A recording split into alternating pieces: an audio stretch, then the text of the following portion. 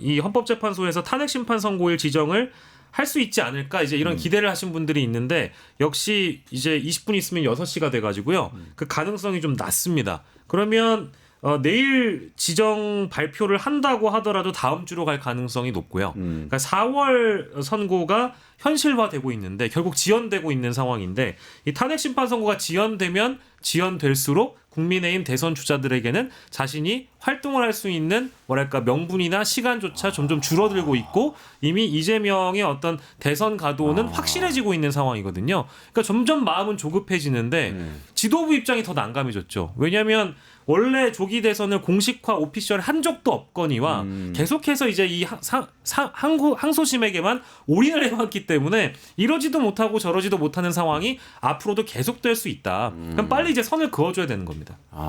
국민의힘에게 묘한 상황이 됐네. 네, 국민의힘에게 저는 뭐 말 안 듣겠지만 그래도 한번 조언을 좀 해드릴게요. 네, 국민의힘은 지금 돌파구가 있어요. 뭐죠? 왜냐면은 그 지난 총선 어떻게 치렀냐면은 지난 총선의 핵심 전략이 2조 심판론이었거든요. 네, 2조 심판론 제기하다가 쫄딱 망했죠. 그랬죠. 네. 네, 총선에서 민주당이 압승한 거죠. 그런데 여전히 그 미련은 못 버리고 제가 이제 디테일하게 요거까지 기억이 나는데 한동훈 대표와 이재명 대표가 돼가지고 한동훈 대표가 대표가 돼가지고 처음으로 여야 대표회담이 열렸습니다. 이 대표회담 하면은 보통 언론에 공개해가지고 모두 발언한 다음에 이렇게 비공개로 전환되거든요. 근데 공개 발언하는 그 짧은 10분 동안 한동훈 대표가 제일 먼저 꺼낸 얘기 중에 하나가 뭐였냐면은 저도 항상 당황스러웠어요. 사실 그렇게 처음 만나는 자리에서 얼굴 보고 보통은 서로 적대적이어도 덕담을 하는데 처음 만난 자리에서 처음 꺼낸 얘기가 항소심 재판에 승복해라. 네. 그게 처음 나왔거든요. 그러니까 한동훈 전 대표의 입장에서도 그 사람의 아이템은 여전히 그 이재명 대표의 사법 리스크밖에 없었거든요. 아마 다른 여당 주자들도 마찬가지일 겁니다. 그런데 이제 큰일 난 거예요. 어떡하지? 사법 리스크 돌파구를 알려주신다면서요? 돌파구가 뭐예요? 네, 여전히 그래서? 돌파구를 못 잡을 거고 네. 그래서 이 대법원에게 빨리 판결해라 이것만 붙잡고 있을 거예요. 근데 참 안타까운 일이고 진짜 돌파구는 네. 그걸 싹 잊는 거죠. 그걸 싹 잊고 이제 자기의 선거 준비를 하는 거죠. 이 대한민국 이 도전 본인의 문제들이 비전으로. 의료 개혁이니 뭐니 이 도대체 산불도 날리고 도대체 이 세상이 다 망해가는데 예? 이런 문제에 어떻게 대응할 것인지 거기에 대해서 이제 지금 얘기를 하자 이겁니다. 그러니까요. 이재명 대표는 서울에서 재판이 끝나자마자 바로 산불 현장으로 그렇죠. 내려갔다고 네. 하는데 네. 대구시장 홍준표 대구시장 홍준표 씨는 지금 서울만 쳐다보고 이 재판 판결만 기다리고 있다가 SNS에다가 이 페이스북에. 판결에 대해서 거기다 쓰고 아니 대구에서 이 안동, 의성 이쪽 산불 지역 이쪽이 더 가깝지 않습니까? 그 신경은 쓸 여력이 없는 거예요. 오로지 그냥 언제 서울 가지? 엉덩이만 들썩들썩 거리고 있는데 이게 국민을 바라보는 마음이 정말 1도 없는 사람들이 정치를 해서 되겠습니까?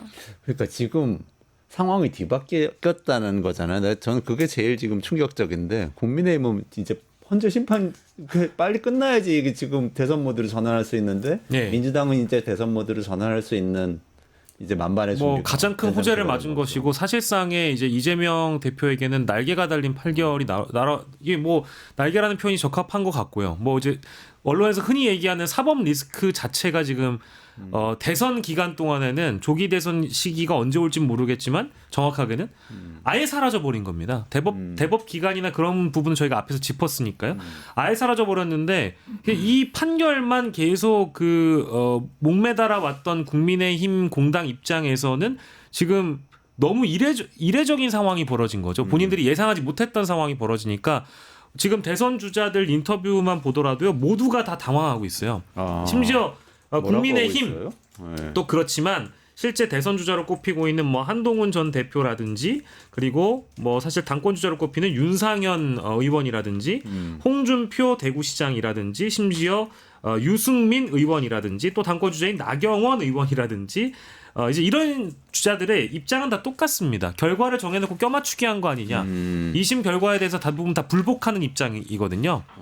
혹은 뭐 안철수 의원의 경우에도 이것이 면죄부가 될 수 없다. 뭐 대법 판결을 받아야 된다. 이제 또 다음 뭔가의 그 출구를 제가 얘기했잖아요. 대법 판결만 얘기할 거라고. 그러니까 이제 이런 식으로 지금 나오고 있어서 이거를 포기를 안 하는 순간 이재명 대표는 계속 대선 주자로서의 활동을 이어갈 텐데 아무것도 못 하는 겁니다. 이렇게 되면. 무죄 판결은 면죄부가 아니죠. 무죄인 거죠. 그렇죠. 무죄라는 판결인 거죠. 면죄부는 돈 주고 사는 게 면죄부였는데 예. 하여간 근데 여전히 어떤 게 있냐면요. 헌재 판결이 계속 미뤄지니까 내부에 어떤 지금 분란이 있는 게 아닌가 이런 걱정하는 분들 많으세요. 우리 구독자 중에도 지금 랑뚱기 어머니님, 강8450님, 고구마 깎아님, 뭐 공공님 계속해서 이제 의견 주시는데 의견 중에 일부는 이게 헌법재판관을 끝까지 믿을 수 있냐 이런 얘기 나오는데 어떻게 보세요? 누군가는 명확하게 시간을 끌고 있다. 이거는 이제 확실해진 거죠. 시간을 끌고 있고 나머지 재판관들이 그 시간을 끄는 사람을 기다려주는 형국인 거죠. 사실 나머지 재판관들이 다 싸잡아서 지금 욕을 먹고 있는데 이 헌법재판소 이 평이라는 게 이게 다수결로 해서 그냥 끝냅시다. 이게 잘 안 된다고 합니다. 이것이 아니라고 합니다. 그렇기 때문에 시간을 끌면은 끌 수 있는 건데 더군다나 주심 재판관이 정영식 재판관이에요. 그렇기 때문에 정영식 재판관은 한덕수 총리에 대해서 각하 의견을 냈고 주심이고 하기 때문에 시간을 끌고자 했으면 충분히 끌 수 있는 위치에 있고 그렇게 매우 제가 추정하는 바입니다. 예, 그래서 다른 분들까지 다 싸잡아서 욕을 먹지는 않았으면 좋겠다 그런 생각이 들고 저는 이런 행간의 의미를 정계선 재판관님의 그 결정문 그 부분 인용 결정문 그에서 저는 느꼈거든요. 그렇기 때문에 계속 시간을 끈다고 해서 다른 재판관님들의 인내가 더 버티기는 힘들 것이다. 여기서 질문이요. 그 정치적 이유 때문에 시간 끈다. 이게 사실은 이재명 대표의 항소심 결론을 기다리면서 그 끝나면 하려고 한 거 아니에요? 근데 항소심 결론이 이렇게 무죄로 나왔잖아요. 그러면은 사실 더 끌려던 분들도 끌 이유가 없어졌죠. 그러니까 이제 저는 각하 입장 두 분 입장 낸 거에 대해서 주목할 필요가 있다고 동일한 시간에 말씀드린 적이 있는데요. 용감하게 인용 판결, 기각 판결 내리신 분들은 자신의 소신과 양심에 비춰 판단하신 거라고 보고 각하 두 분, 정형식과 조한창 재판관의 경우에는 한덕수 총리에 대한 한덕수 총리에 대한 기각 판결 중에 이제 자신들의 의견이 각하였잖아요. 근데 그걸 보건대 이분들은 여론의 상황을 좀 보겠다라고 판단을 했다고 저는 생각을 합니다. 그래서 일단 한덕수 기각을 시키고 자신은 각하 의견을 냄과 동시에 이재명 대표의 선고가 어떤 결론이 나는지를 보고 여론의 향배가 이제 어찌됐든 법야권에 유리하게 이재명 대표에게 유리하게 이제 쏠리게 되겠죠. 그러면 이제 그 시류에 편승해서 자신이 윤석열 탄핵 선고에서는 과감하게 인용을 내릴 만한 환경과 토대가 마련되는 어떤 시간을 간봤다, 기다렸다라고 저는 봤거든요. 결과적으로는 지금 7대1까지 왔다고 봅니다. 지금 김복형 재판관만 시원하게 이제 올 기각에 모든 것이 헌법 위반이 아니었다라고 한덕수 관련해서 판결을 내렸기 때문에 결정을 했기 때문에 이미 커밍아웃이 돼버렸어요. 그러면 이제 지금까지는 7대1의 상황이 거의 명확해졌다고 보고요. 그 김복형 재판관 한 명에 대한 설득만 있다면 저는 8대0 인용 결정이 내려질 가능성이 매우 높아진 상황이다라고 보여집니다. 아마 헌재가 조만간 이런 비판을 받을 것 같아요. 저는 8대0을 확신하기 때문에 8대0 결론이 나오면 이재명 대표의 항소심 재판에 영향을 받은 것이 아닌가. 그때부터는 분명히 이런 비판을 받을 것 같거든요. 근데 조금 전에 두 분께서 잘 지적해 주셨지만 지금 이렇게 시간이 지연된 이유는 이 재판을 빨리 끝내고자 하는 사람이 분명히 있었는데도 불구하고 이 재판을 지연시킨 사람이 있었다는 거잖아요. 지연시킨 사람들의 취지는 사실 이재명 항소심 재판의 그 비판을 의식한 사람이라기보다는 빨리 끝내고 싶어하는 사람들이 그 의식하는 사람들인 거거든요. 그러니까 그게 무슨 의미냐면은 이 재판이 공정하게 치러졌다. 헌법재판소의 결정이 공정하게 선고가 내려졌다라고 한 것을 많이 의식하는 사람들은 오히려 더 빨리 끝내고 싶어 했을 거라는 겁니다. 근데 오히려 그 공정하게 비춰지는 게 관련 없는 사람들이 오히려 시간을 끌고 있는 것이라고 보여지거든요. 그렇기 때문에 우리가 헌재 결정에 대한 그 이후에 여론이나 논란이나 이런 것이 있을 때 그런 것들을 잘 고려해 볼 필요가 있을 것 같습니다. 윤영중 대표님의 이 헌법재판소 우리나라 헌법과 대한민국 민주주의에 대한 아주 굳건한 믿음. 좋습니다. 그러신 거죠 지금? 아니 이게 어쩔 수가 8대0이라는 8대0이다. 무조건 8대0이라는 건 도저히 바꿀 수 없는 사실인 것이 만약에 한 명만 의견이 다르다고 치면은 본인은 뭐 사실 역사와 뭐의 정의를 위해서 쓰는 것도 아니고 오로지 윤석열을 위해서 자신의 어떤 인생을 걸고 거기다가 기각 판결을 쓰는 거예요.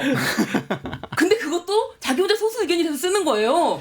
그런 위험 부담을 감수할 사람이 누가 있겠습니까? 그러니까 과거에 박근혜 전 대통령 탄핵 심판 때도 가장 보수적이고 이제 뭐 극보수적일지 모를 안창호 현 국가인권위원장이 반인권위원장 반인권위원장. 그 분은 심지어 성경 말씀까지 그 결정문에 담아가지고 가장 화끈하게 인용 결정 내리신 분이거든요. 저도 이번에 보면 김복형 재판관 얘기는 뭐 정치적인 해석들이 많이 다릅니다만은 기각 결정문을 쓸 수가 없을 거예요. 왜냐하면 쓰기가 너무 어렵기 때문에 일단 첫 번째가 기술적으로 어렵고 두 번째로는 이미 오늘 재판 때문에 여론의 이 흐름이나 이 국민들의 여론이 이제 앞으로 나올 여론조사나 이런 거 보십시오. 원래 50% 박스권이라고 얘기했던 이재명 대표의 독주 체제가 더 강화될 가능성이 너무 높아졌어요. 그러면 재판관들도 지금까지 정치적으로 이 상황을 봐왔다면 탄핵 심판 선고 윤석열에 관련돼서는 기각 결정문 쓰기가 어렵고 각하는 더 어렵습니다. 이미 변론 기일을 12번이나 했기 때문에 그게 있는 것이고 두 번째로는 오늘 혹시 저는 이제 기일 통지를 하지 않을까 싶었는데 역시나 죄송합니다. 이분들이 이미 정치적인 헌법재판소라고 다들 평가하고 계시니까 오늘 이재명 대표 선고 끝나자마자 또 기일 통지하면 그거 정치적이라고 지적받을까봐 오늘 발표 안 했을 거라고 저는 또 보여져요. 이번 주를 넘길 가능성이 높아요. 그 네. 비판을 피하고 싶어가지고 내일 비겁한 거죠. 매우. 내일 기일 통지한다는 얘기가 있던데. 내일까지 한번 기다려 보시죠. 아니 이원재 의원님이 여기서 또 이제 뇌피셜 하시면 어떡합니까? 뇌피셜 근데 정보에 좋네요. 정보. 좋은 누가 소식이네요. 그러더라고. 네. 제가 또 이제 다 근데 그 날짜는 다 모르시죠 지금? 뭐 윤상현은 4월 11일이라고 윤상현 의원께서는 찍으셨지만 어쨌든 4월 18일 이전엔 무조건 선고하게 돼 있습니다. 4월 18일 예, 이전에 할 문영배 것이다. 이미선 재판관이 퇴임하기 전에 반드시 끝내야 된다는 그 끝낼 어떤 것이다. 절박감이 그 헌재에도 있을 거예요. 일단 오늘 안 하면 다음 주로 다음 주로 넘어가고 넘어간다. 4월로 4월이 되는 거죠. 가는 거잖아요.